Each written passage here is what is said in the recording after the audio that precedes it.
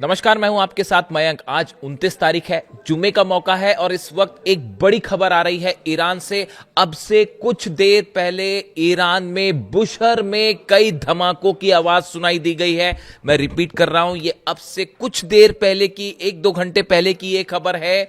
Iran में बुशहर में धमाके सुनाई दिए गए हैं और इसके साथ ही ईरान की तरफ से बहुत बड़ा दावा किया गया है।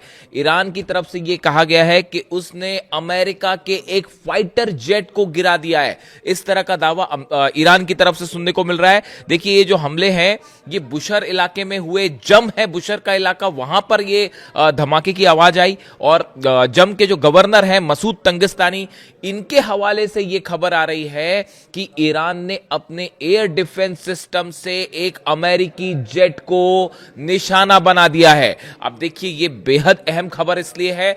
बुशहर क्यों इंपॉर्टेंट है आप जानते हैं। बुशहर में ईरान का न्यूक्लियर पावर प्लांट है जो कि रूस की मदद से चलता है, जहां पर कई रशियन साइंटिस्ट आज भी मौजूद हैं। जंग के बीच में भी यहां पर साइंटिस्ट मौजूद रहे, उनको हालांकि वहां से हटाया गया था, लेकिन जो खबरें इस वक्त है कि यहां पर रूस के साइंटिस्ट मौजूद हैं। और बुशहर में धमाके का मतलब है एक बार फिर न्यूक्लियर प्लांट की ओर बड़ा इशारा करना।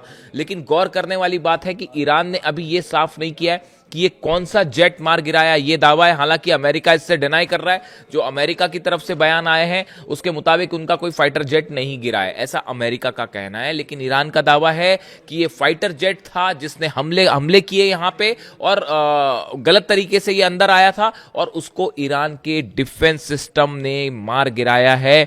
अर्श ए कमानगीर, ये जो नया डिफेंस सिस्टम है, देखिए कल बंदर अब्बास पर हमले हुए। हमने देखा कि जिस तरह से बंदर अब्बास को निशाना बनाया गया, बंदर अब्बास में 3 से 4 धमाके हुए, अलग अलग आइलैंड्स पर 9 धमाके हुए। उसके बाद ईरान की तरफ से बड़ा पलटवार किया गया और कुवैत में उस अमेरिकी बेस को तबाह कर दिया गया जहां से मिसाइल्स फायर की गई थी। ये कल की घटना थी। लेकिन उसके बाद देखिए रात को क्या होता है। रात के समय एक तो रात भर हॉर्मुज में फायरिंग होती रही, दोनों तरफ से लगातार फायरिंग हो रही है। जो जहाज वहां से निकल रहे हैं अमेरिका के, जो बिना परमिशन के जा रहे हैं या जिनके बारे में कोई जानकारी नहीं है, कई जहाज ऐसे हैं जो ट्रांसपॉन्डर बंद करके पार करने की कोशिश कर रहे हैं। ईरान की सेना ने सबको रोक दिया है और बिना ईरान की इजाजत के इस समय हॉर्मुज में परिंदा भी पर नहीं मार पा रहा। यह हकीकत है। जो खबरें हैं हॉर्मुज की, ईरान ने बहुत ही एग्रेसिव स्टैंड ले रखा है हॉर्मुज में, खास तौर पर बंदर अब्बास पर कल जो हमले हुए थे उसके बाद। लेकिन देखिए अब होता क्या है, सुबह सुबह, जुमे की सुबह, यानी अब से कुछ देर पहले ही बंदर अब्बास में एक ऐसी खबरें हैं ईरान से कि एक फाइटर जेट को डिटेक्ट किया गया जो कि ईरान के एयर स्पेस के अंदर घुसा था। इसी दौरान खबरें आती हैं कि बंदर अब्बास में धमाके हुए हैं और उसके बाद ईरान की तरफ से दावा होता है कि हमने एक अमेरिका के जेट को मार गिराया है। अब ये कौन सा जेट था, इसकी जानकारी अभी पूरी साफ नहीं आई है, लेकिन इस तरह का दावा है ईरान की तरफ से। देखिए, अगर आप देखें पिछले 5 से 6 दिन के अंदर अमेरिका लगातार ईरान को किसी ना किसी तरह से जंगी हमलों में उलझाए हुए है। ये पॉलिसी इजराइल भी अपनाता है, चाहे लिबनन हो चाहे गाजा हो। लगातार इजराइल की तरफ से कुछ ना कुछ हमले हो रहे होते हैं, बजाय इसके कि सीजफायर है नहीं है। उसी तरह से अमेरिका भी आप देखें, चाहे हॉर्मुज में जो पहले 4 दिन पहले जो हमले किए गए बिना किसी वजह के, जबकि बातचीत ये थी कि कतर में अब्बास अराक्ची साहब मौजूद है, खलीफाफ साहब मौजूद थे कतर में, उसके बीच में हमले किए गए। फिर उसके बाद कल बंदर अब्बास पर हमले किए गए और आज जो खबरें हैं कि बुशहर में धमाके हैं और चूंकि फाइटर जेट का इन्वॉल्वमेंट है इसलिए ये खबर बेहद अहम हो जाती है। अब देखिए, सवाल ये है कि 2 चीजें हैं। एक तो आपने खबरें लगातार सुनी होगी कि एक नए ड्राफ्ट की चर्चा है जिसमें 30 दिन के सीज फायर का भी जिक्र है और 60 दिन के भी सीज फायर का जिक्र है कि अमेरिका और ईरान क्या 60 दिन के लिए सीज फायर बढ़ाएंगे। देखिए, एक बात तो ये सच है कि ऐसा एक ड्राफ्ट तैयार किया गया है, इसमें अब 2 मत नहीं है। ईरान की न्यूज एजेंसी की तरफ से 2 दिन पहले इस ड्राफ्ट की कुछ कंडीशंस जो है वो सामने आई थी। अब ये बात साफ है कि ये ड्राफ्ट पर काम किया गया है और ईरान की तरफ से भी इस पर काम हुआ है, अमेरिका की तरफ से भी काम हुआ है। अब इसमें 30 या 60 दिन के सीज फायर का जिक्र है, जंग रोकने का जिक्र नहीं है। लेकिन यहां मैं इस बात को साफ कर देना चाह रहा हूं कि अगर ये ड्राफ्ट है सामने तो इसमें भी ये चीज एकदम क्लियर है कि ईरान अपने यूरेनियम पर कोई बात नहीं करेगा, ना उसे सरेंडर करेगा, ना ही इसमें न्यूक्लियर प्रोग्राम रोकने को लेकर कोई बात है। ये जो मसौदा है जिसकी शर्तें जो बाहर आई, ईरान की न्यूज एजेंसीज के हवाले से बाहर आई हैं कि ये सिर्फ 60 दिन के लिए सीज फायर को आगे बढ़ाने का समझौता है और इसमें इस बात का जिक्र था कि कैसे हॉर्मूज को खोला जाए, ईरान अपनी निगरानी में कैसे जहाजों को निकालेगा, वहां से निकलने देगा सबको, लेकिन वहां पर कंट्रोल ईरान का ही रहेगा। इस तरह की बात थी इसमें यूरेनियम और न्यूक्लियर डील की कोई बात नहीं थी। जो बार बार कई बार सवाल होते हैं मुझसे कि क्या कोई डील हो रही है या क्या इस ड्राफ्ट में क्या है, इस ड्राफ्ट में यूरेनियम और न्यूक्लियर मुद्दे की कोई बात नहीं है। दूसरी चीज आप ये देखिए कि आखिर ट्रंप जो हैं वो इस समय दोहरी मुश्किल में क्यों फंसे हुए हैं। ट्रंप ने पूरी कोशिश की कि पहले जंग में ईरान को हराया जाए, हो उल्टा गया, अमेरिका के सारे बेस तबाह हो गए, अमेरिका के 40-42 प्लेन्स गिर चुके हैं और उसके बाद हालात ये है कि अब ये नई खबर आ गई है कि एक और जेट डाउन है। कभी क्लेम नहीं करेगा अमेरिका का कि जेट डाउन है। अब आप वेट करिए क्या होता है, ईरान की तरफ से ये क्लेम है, देखते हैं क्या होता है। ना आप ईरान को हरा पाए, हुआ उल्टा कि ईरान को हराने चले थे, खुद हार बैठे। बातचीत करने पे आप ईरान को झुका नहीं पाए और वो सवाल ही नहीं है। ईरान में जो नेता हैं, खासतौर पर जो हार्ड लाइनर्स हैं, वो बेहद गुस्से में हैं और वो किसी तरह का कोई समझौता नहीं करेंगे, चाहे फिर से पूरी जंग क्यों ना करनी पड़ जाए। तो आप बातचीत में ईरान को नहीं झुका पाए। अरब देशों ने कोशिश कर ली, कोई डील नहीं करवा पाए। तो अब रास्ता क्या बचता है? देखिए 11 तारीख से अमेरिका में फीफा वर्ल्ड कप शुरू होने जा रहा है, जिसके होस्ट इस बार है, फुटबॉल वर्ल्ड कप शुरू होने जा रहा है, जिसके होस्ट में अमेरिका है, मैक्सिको है, कनाडा है। ऐसे में डोनाल्ड ट्रंप ये नहीं चाहते कि फुटबॉल वर्ल्ड कप के दौरान किसी तरह का जंग हो, किसी तरह के हमले हों। इसलिए डोनाल्ड ट्रंप ये चाहते हैं कि फुटबॉल जितने समय तक वर्ल्ड कप चले उस दौरान ईरान के साथ किसी तरह की कोई जंग ना हो। इसलिए ये सीज फायर के प्रस्ताव पर जो मुझे लग रहा है डोनाल्ड ट्रंप तैयार होते दिख रहे हैं। साइन करना उनकी मजबूरी है और कुछ होगा नहीं, वो अल्टीमेटली इस बात के लिए तैयार होंगे। आप देखिए इस बात को, वरना फुटबॉल वर्ल्ड कप गया, अगर जंग होगी पूरा यूरोप जलेगा। अगर इस बार जंग होती है, आप ईरान पर हमला करेंगे तो आप इसका नतीजा देखेंगे। ईरान की तरफ से साफ कह दिया गया है, आप इस बार 7 से 8 हजार रेंज वाली मिसाइल देखेंगे ईरान की, इसमें कोई शक नहीं है। और यह बात अमेरिका भी जानता है, इसीलिए बार बार कह रहा है कि यूरोप तक रेंज है, यूरोप तक रेंज है। आप मार्को रूबियो का बयान उठा के देख लीजिए, पीट हेग्सेट का बयान उठा के देख लीजिए। अमेरिका के तमाम एक्सपर्ट्स इस बात को बता रहे हैं कि इस बार यूरोप तक हमले हो सकते हैं और ऐसी सूरत में फुटबॉल वर्ल्ड कप तो गया, फिर भूल जाइए आप उसको। और यह अमेरिका के लिए बड़ा झटका होगा कि अमेरिका में फुटबॉल वर्ल्ड कप होता है और वो अमेरिका की पॉलिसीज की वजह से ही गड़बड़ा जाए। तो ऐसी सूरत में डोनाल्ड ट्रंप इस बात को नहीं चाहते, इसीलिए यह कोशिश है कि किसी तरह फिलहाल हालात को टाल दिया जाए और एक सीज फायर कर लिया जाए। लेकिन इस बात को ईरान के तमाम एक्सपर्ट, सिक्योरिटी काउंसिल के सदस्यों की यह राय है कि अगर ये जंग में सीज फायर होता भी है तो जैसे ही ये फुटबॉल वर्ल्ड कप खत्म होगा, अपनी सुविधा के मुताबिक अमेरिका फिर से हमला करेगा और इस बात के लिए ईरान तैयार है। और जिस स्पीड से ईरान में मिसाइल्स का मैन्युफैक्चरिंग हो रही है, ड्रोन्स की मैन्युफैक्चरिंग हो रही है, उसने अमेरिका को कहीं पीछे छोड़ दिया है। अमेरिका के थार्ड खत्म है, अमेरिका की टॉमहॉक्स मिसाइल्स को बहुत ज्यादा कमी आ गई है। ऐसी सूरत में अभी तक चीन और रशिया की तरफ से कुछ हो जाए तो काउंटर ना कर पाए अमेरिका, ये हालात खड़े हो गए हैं। अगले 4 साल तक लगातार जब थर्ड सिस्टम्स बनाए जाएंगे, पेट्रियट बनाए जाएंगे, टॉमहॉक मिसाइल्स बनाई जाएगी, तब वो जो डेफिसिट है वो पूरा होगा। ये खबरें हैं सोर्सेस के मुताबिक। तो ऐसी, और जबकि ईरान में आप देखिए धड़ाधड़ मिसाइल्स बन रही हैं और चीन से सप्लाई भी हो रहा है, वो कोई ब्लॉकेट नहीं रोक पा रहा।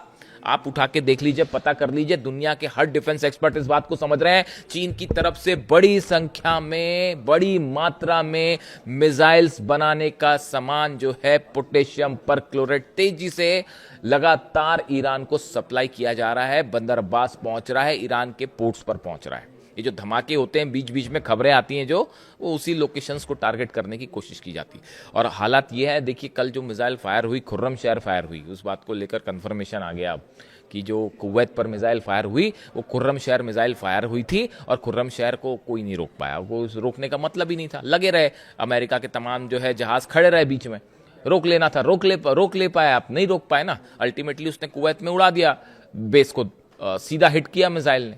कुवैत का डिफेंस सिस्टम ड्रोन रोक पाया, ड्रोन रोकने वाली बात एक अलग होती है, पर खुर्रम शहर 4 को आप कैसे रोकोगे, वो गिरी जाके वहां से।